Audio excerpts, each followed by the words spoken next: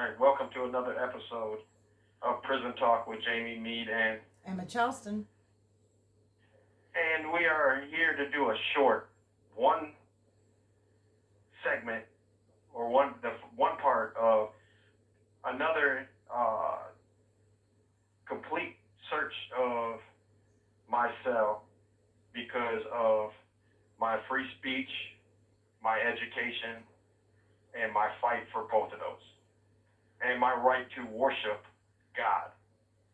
On just a recap for our listeners, on Tuesday, January 31st, 2023, the MDOC Emergency Response Team came into the facility at 6 a.m., locked down the facility, and targeted my room out of 4 rooms on D Wing and Housing Unit 1. One of the ERT members, Prison Guard Whitman, directly stated to me that the reason I was being targeted because I do podcasts. Another officer that was standing there that heard this was Teher, it's T-E-R-H-A-A-R. He was another prison guard standing there. Yeah. Again, on Wednesday, February 15th, 2023, Housing Unit 1, the whole unit was taken to the gym for a search of the unit. They brought in drug-sniffing dogs. We stayed in the gym for hours, well over 3 hours.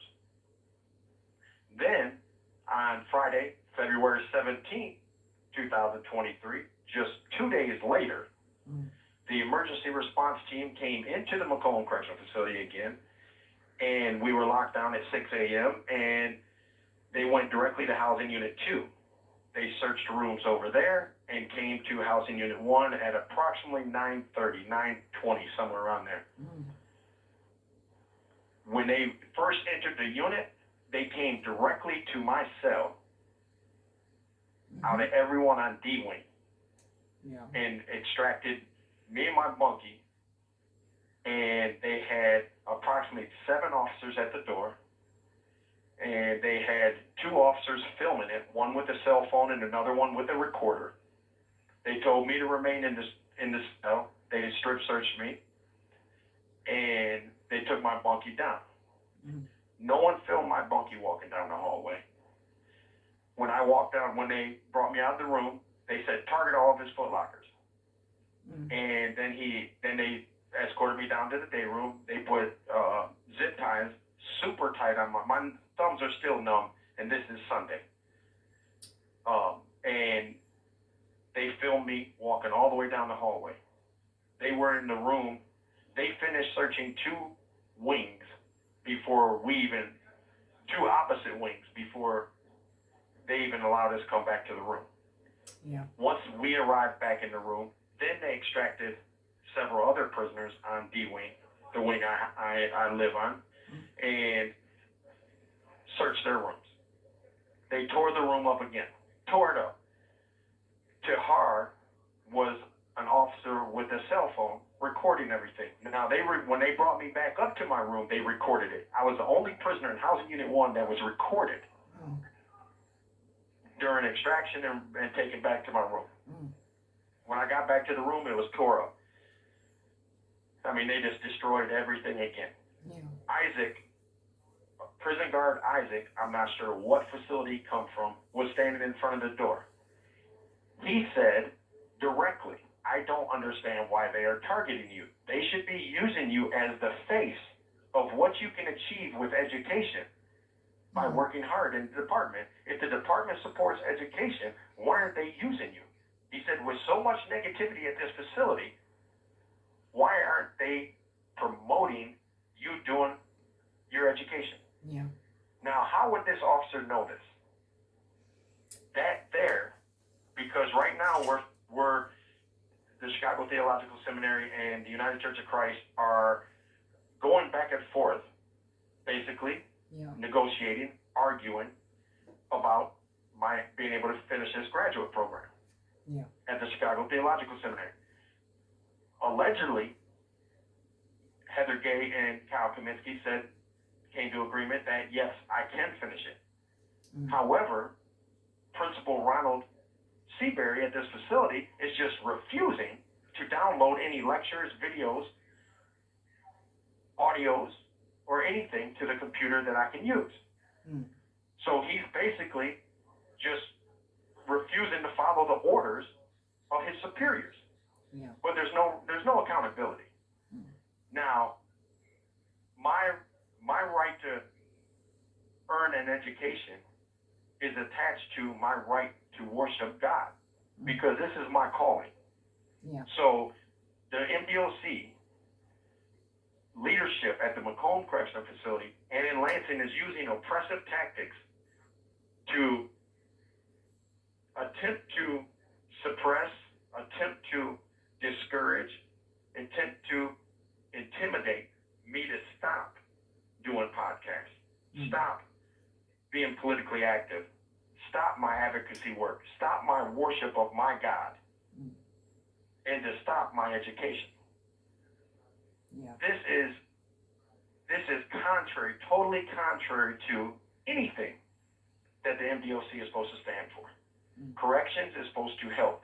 But instead of worrying about all these overdoses at the Macomb Correctional Facility, all the major assaults at the Macomb Correctional Facility, they're worried about me having free speech, my ability to worship God, and my ability to earn an education. I do nothing illegal. I violate no rules. My room's been searched 3 times within 2 weeks, major searches. And what did they get? Some cardboard? A broken fan? So, I need the public to go down. I'm going down the list right now so everyone can hear. Heidi Washington is the director. Her phone number is 517-335-2243. Her email is washinhe@michigan.gov. The deputy director, Jeremy Bush, his phone number is 517-335-1418.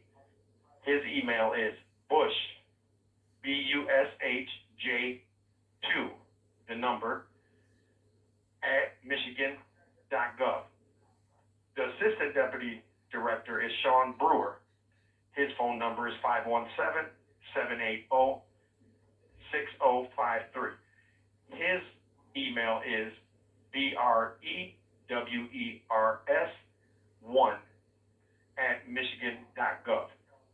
Willis Chapman is the other assistant deputy director, but he's also the acting warden for the Macomb Correctional Facility. You can reach him at the facility phone number 586-749-4900. His email is chapmanw@michigan.gov. The deputy warden at the Macomb Correctional Facility can be reached at the same number. Her name is Bridget Spencer. Her email is SPENCERB2@michigan.gov. The assistant deputy warden is Kris Steece. He can also be reached at the same number. His email is steek@michigan.gov. The other assistant deputy warden is acting Ronald Fenner. You can reach him at the same number. His email is FENNERR@michigan.gov. The inspector is Inspector Herbert. I do not have his email, but you can reach him at the facility phone number. The administrative assistant to the warden is Mona Golson. Her email is golsonm@michigan.gov. I need all listeners to call this facility. Call Lansing at central office. Ask them why are they using oppressive tactics in attempt to intimidate and to stop my free speech. And ask them, why aren't they supporting my education? Why aren't they supporting my calling to become an ordained minister through the United Church of Christ? My ability to worship. My calling is my ability to worship God. They are impeding my right to speech, my right to religion, my right to earn an education. Mm. So please, make these calls, send these emails, and ask why. Why aren't they supporting this? Why are they so worried about me and not all the negativity? Mm. I'll make sure I write the emails and numbers down when I post it. Yes. Mm. And I mean, Emma has been working with me for some time now. Mm. And her eyes has been opened also to this stuff for some time now. Yeah. Yeah, it's not just, you're not just having a whinge for the sake of it. It's quite surprising when you realize. But they get away with it because most people think it's an exaggeration. Yes. Mm. That's why they get away with it. Do you have any comments or questions, Emma? Well, my biggest thing is why. I mean, we're never going to get an actual answer that makes any sense, or that's logically makes sense. But I like what was it? The Isaac guy said why they are wasting their time and energy constantly doing that to your room. They're not going to find anything. They know they're not. So what was it, 3 times in a week or at least 2 times in 2 weeks? It's obvious that they're just doing it to be irritating. To you personally, though, your room... 3 times in 2 weeks. Was your room searched 3 times in 2 weeks, though, or just 2 times? 3 times in 2 weeks. Yeah.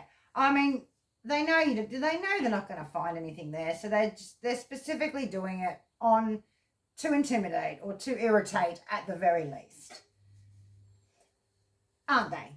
Yeah, yes. I mean, it's to me, it's an intimidation tactic. Yeah. And well, obviously it is, because there's no other reason to do it. That intimidation tactic is to, discourage me, to discourage the church, to discourage CTS, to discourage us with this podcast by putting out there the things that go on in prison. Yeah. And well, I'll just say this, Jamie. I haven't asked you once if it's a good idea to stop the podcast, because that would be because it would be directly and only because of their discouraging tactics that I'd even ask that question. So I haven't asked it and I won't. But I know what you're saying. I think there's no other logical reason to do that. It's to discourage and intimidate. Yes. Mm. So like I said, I just wanted to keep this a short one because we already addressed this topic in You have 1 minute remaining. A 2 or 3 part series previously. Yeah. But I just want our listeners to know that it's happened again. And now they're mentioning education, which includes my right to worship. Yeah. And, instead of worrying about me, they should be worrying about helping these guys get off drugs that are addicted to this fentanyl that keep overdosing at their facility. Yeah. And I asked Isaac, how many staff members did you search? He said none. None. Yeah. So, but this call is going to end, and I would like to keep it short and keep it one part. And please, as listeners, send emails, call in. Cool. Yeah. I'll have all the emails and numbers up so you can just simply copy and paste them from your phone, and you don't have to do much other than press your thumb against the screen. Making it pretty easy. All right. It's going to hang up. Thank you for listening, and bye.